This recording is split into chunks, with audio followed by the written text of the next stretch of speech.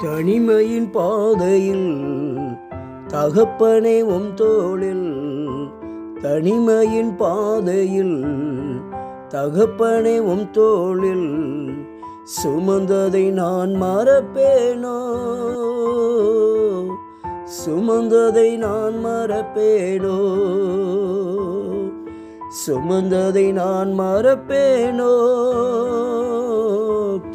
சுமந்ததை நான் மறப்பேனோ.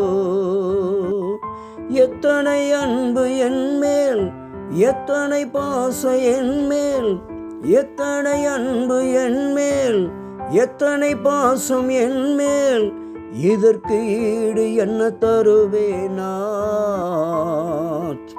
இதற்கு ஈடு என்ன தருவேனா, இதற்கு ஈடு என்ன தருவேனா, இதற்கு ஈடு என்ன தருவேனா. தனிமையின் பாதையில் தகப்பனே உம் தோளில், தனிமையின் பாதையில் தகப்பனே உம் தோளில், சுமந்ததை நான் மறப்பேனோ,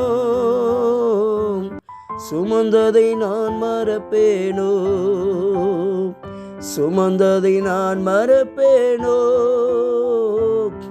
சுமந்ததை நான் மறப்பேனோ.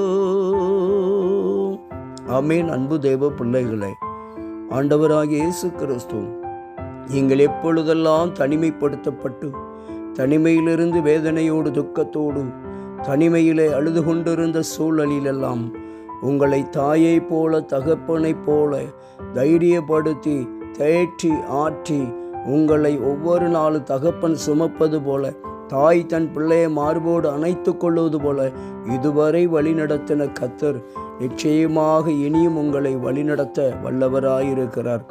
எத்தனை தவம் செய்தாலும் தேவ அன்புக்கு ஈடாக கிடைக்கவே கிடையாது.